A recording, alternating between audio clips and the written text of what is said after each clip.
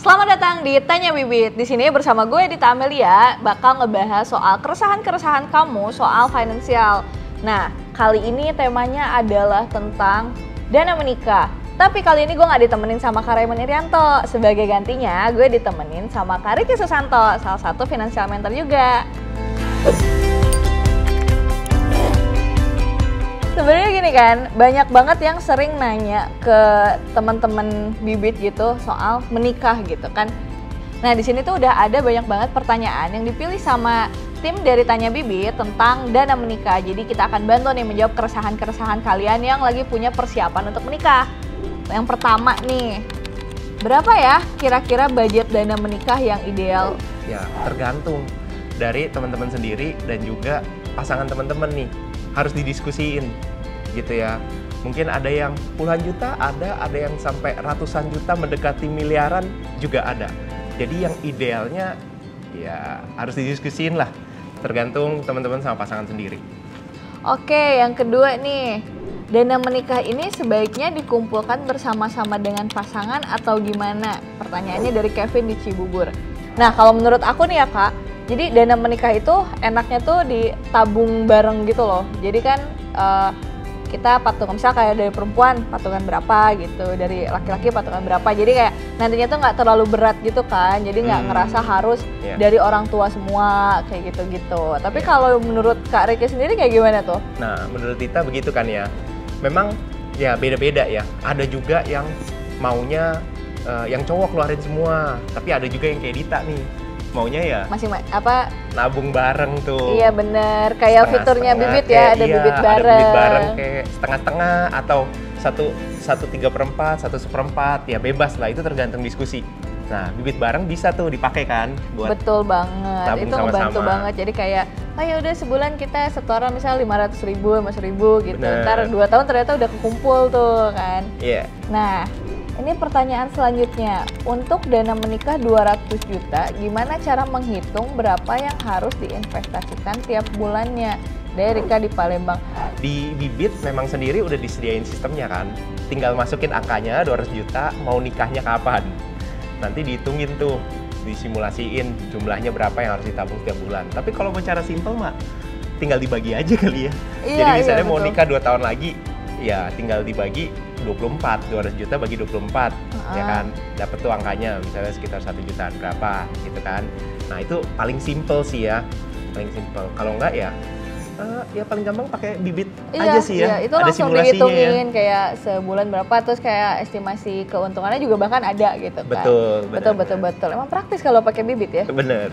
Kalau mau planning nikah tahun depan, kira-kira investasi reksadana apa yang paling baik dari Roy di Makassar? Yang paling baik tentu aja yang resikonya paling rendah, yaitu reksadana pasar uang, karena udah tinggal 1 tahun lagi teman-teman. Kalau misalkan mau invest di yang keuntungan lebih tinggi misalnya, ya tentu aja risikonya lebih tinggi, jadinya takutnya tahun depan juga jadi nikah lagi harus dimundurin. Nah mendingan kalau mau paling aman ya juga ada keuntungan, mendingan reksadana pasar uang. Betul. Benar. Jadi nilai uangnya tuh tidak berkurang ya meskipun pertambahannya kecil. Terus ada lagi nih, saya anak tunggal, membiayai kedua orang tua 100% dan rencana menikah 2 tahun lagi. Apa boleh investasinya saya fokuskan secara bersamaan untuk dana pensiun dan dana menikah? Dari Titian di Bengkulu.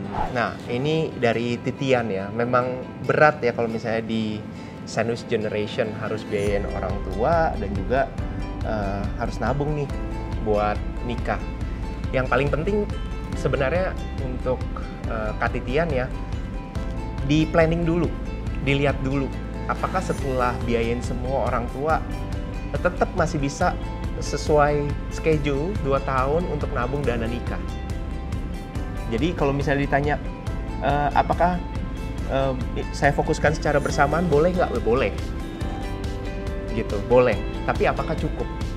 Kalau misalkan nggak cukup ya harus dipikirin nih, Dit, apakah memang ya udah diundur sedikit lah, jangan 2 tahun lagi, karena toh jangan lupa ya penghasilan juga meningkat gitu kan. Atau kalau enggak ya budget nikahnya yang diturunin. Iya, Nah ini diskusi ini sama pasangan harus gimana enaknya. Jadi solusi nggak cuma satu, Titian, dan pasti ada jalan keluar. Iya, semoga ya Kak Titian. Nah, selanjutnya nih, kalau punya banyak tujuan keuangan, sebaiknya mana yang diprioritaskan terlebih dahulu? Jadi memang ada beberapa pertimbangan ya, tergantung. Jadi kalau misalkan memang dari 3 itu tadi ada tujuan keuangannya, ada dana darurat, ada dana menikah, sama dana pensiun. Ternyata cukup nih. Teman-teman punya penghasilan cukup untuk nabungin 3-tiganya, karena kan dana pensiun jangka waktunya masih panjang, tentu jumlah yang harus ditabung sedikit tuh, ya kan. Kalau misalnya dana darurat juga mungkin waktunya pendek, paling pendek nih, dan jumlahnya cukup besar karena berapa kali pengeluaran. Kalau dana menikah juga ya tergantung, semua kan bisa diatur. Nah, harus ditentuin dulu jumlahnya berapa. Kalau misalnya cukup ya 3-tiganya berjalan bersamaan. Kalau misalnya nggak cukup, sebenarnya dana darurat duluan. Kenapa? Karena dana darurat itu ada maksimalnya, teman-teman. Ya, jadi dana darurat misalnya udah nyampe nih 3 kali pengeluaran, kan di stop tuh. Nah, kita bisa lanjut ke yang lain, ke dana menikah atau dana pensiun. Betul. Gitu ya. Jadi ada maksimalnya. Nah, ini ada lagi nih Kak, agar tetap konsisten dan cepat mencapai goal, gimana ya Kak, dari Bobby di Sleman? Tinggal set nabung rutin supaya konsisten. Supaya apa? Supaya di auto debit. Orang kan biasanya kalau misalnya kelihatan ada uang di rekening, maunya tuh kayaknya check out apa gitu ya, pengen belanja. cek apa, beli apa. Nah, setiap kali dapat penghasilan udah langsung di auto debit dulu tuh, biar konsisten. Jadi set nabung rutin. Bibit sebenarnya udah sangat membantu sih. Udah targetnya udah ditanyain mau targetnya gimana, terus dikasih tahu setiap bulan harus nabung berapa, dan tinggal di set nabung rutin dan auto debit gitu. Bener. Itu udah paling enak. Jadi sebenarnya Bibit itu menjawab semua pertanyaan ini ya, kayak semua fiturnya tuh mempermudah kita untuk mengatur keuangan ya kan? Bener. Betul. Terus ini nih ada pertanyaan terakhir. Buat yang masih single, lebih baik ngumpulin dana menikah dulu atau dana pensiun dari Teguh di Purworejo? Memang kalau misalnya udah ada pasangannya atau memang punya tujuan untuk menikah, ya nggak apa-apa dikumpulin dulu. Belum ada pasangannya juga nggak apa-apa sih, Dit. Ya kan, bisa dikumpulin dikit-dikit dulu gitu ya. Atau yang pasti-pasti dulu, misalnya kumpulin sesuatu kayak dana darurat, dana beli rumah mungkin ya, sama dana pensiun. Tapi kalau misalnya udah ada pasangannya, memang udah planningin dana menikah atau dana pensiun dulu nih. Dua-duanya bisa jalan bareng. Ya, tergantung porsinya aja berapa.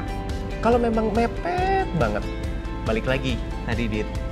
Apakah kita harus turunin budget nikahnya, atau ya nikahnya diperpanjang waktunya? Iya, kalau memang semuanya ada dananya sih nggak ada masalah. Betul. Ya. Nah, itu tuh sebagian pertanyaan yang udah kita jawab. Mudah-mudahan ini menjawab kayak keresahan-keresahan kalian tentang aduh mau nabung dana menikah tuh kayak gimana ya, nyiapinnya kayak gimana ya. Tuh. Jadi sampai jumpa di Tanya Bibit selanjutnya. Thank you. Thank you.